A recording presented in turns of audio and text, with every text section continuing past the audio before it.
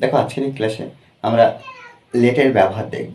দেখো আমরা কখনো কখনো দেখি লেট, আবার কখনো কখনো দেখি লেটস আর লেটস, অর্থাৎ কি একটা লেট শুধু আরেকটা লেট এস যুক্ত থাকে কোনো কমা ছাড়া, আরেকটা অ্যাপস্ট্রফি তারপরে এস, অর্থাৎ অ্যাপস্ট্রফি কমা দেওয়ার পরে এস থাকে।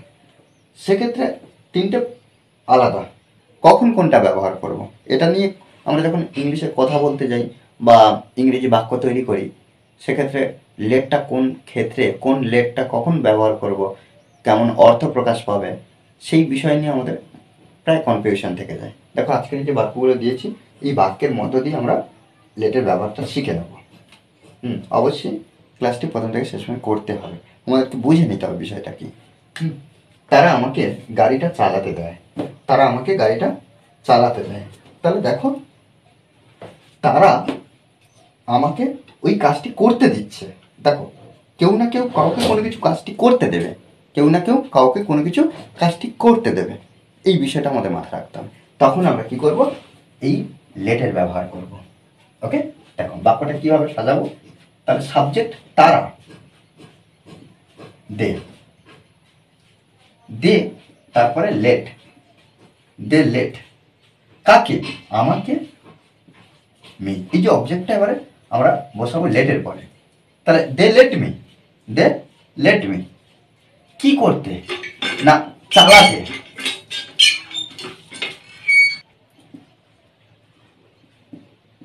Drive, they let me drive, কি, গাড়িটা, দা কার। ওকে, দেখো এইভাবে প্রত্যেকটা বাক্য আমরা এই এক্সপ্রেশন থাকলে এই লেটের ব্যবহার করব। এবার দেখো সে আমাদেরকে প্রতিদিন খেতে দেয়, দেখো এখানে আমরা হি ব্যবহার করব। সে সাবজেক্ট হি, এরপরে দেখো হিটা থার্ড পারসন সিঙ্গুলার নাম্বার, ওই জন্য আমরা এই লেটসটার ব্যবহার করব, LETS।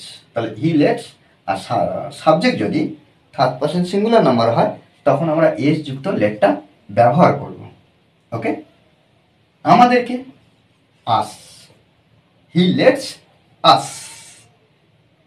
কি, খেতে দেয়, ইট, প্রতিদিন, এভরিডে।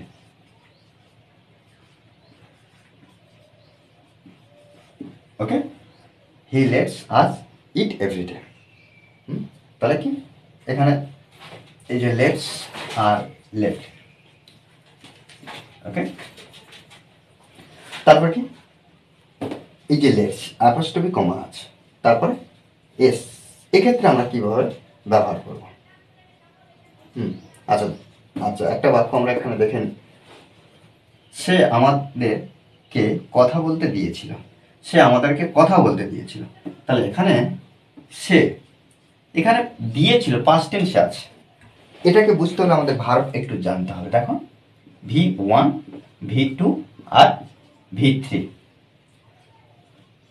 লেট, লেট আর লেট, অর্থাৎ লেটের তিনটে ফর্ম একই, প্রেজেন্ট, পাস্ট, পাস্ট পারসন।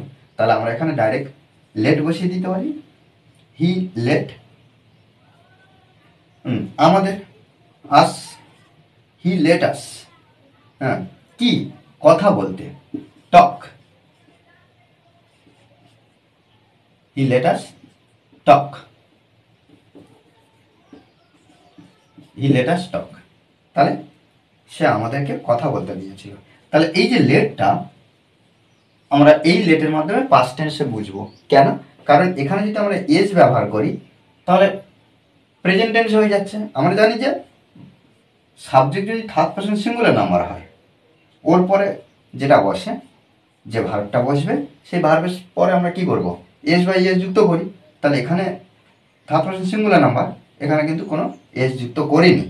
যেহেতু এস যুক্ত করিনি তাহলে কি এখানে V2।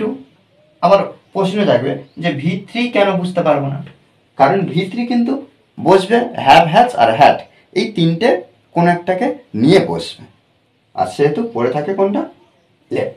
এটাই আমরা ব্যবহার করব। চলো কাজ শুরু করি।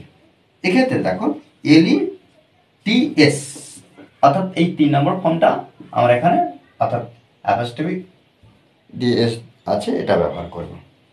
কেন? চলো কাজ শুরু করি।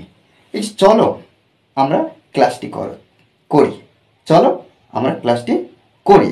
তাহলে এখানে চলো কাজটি করি বা চলো ক্লাসটি করি, তার মধ্যে আমিও কিন্তু আছি, তুমিও আছো, তার বন্ধুবান্ধব আরও কেউ থাকলে থাকতে পারবে, সেক্ষেত্রে অনেকজনকে নিয়ে বোঝাচ্ছে।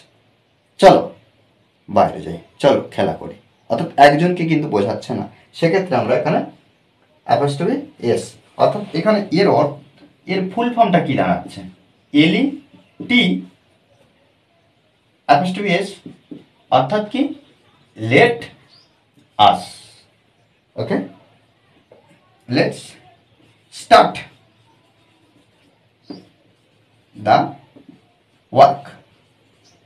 ওকে, দেখো এইভাবে কিন্তু আমাদের ভালো করে বুঝে ট্রান্সলেট করতে হবে।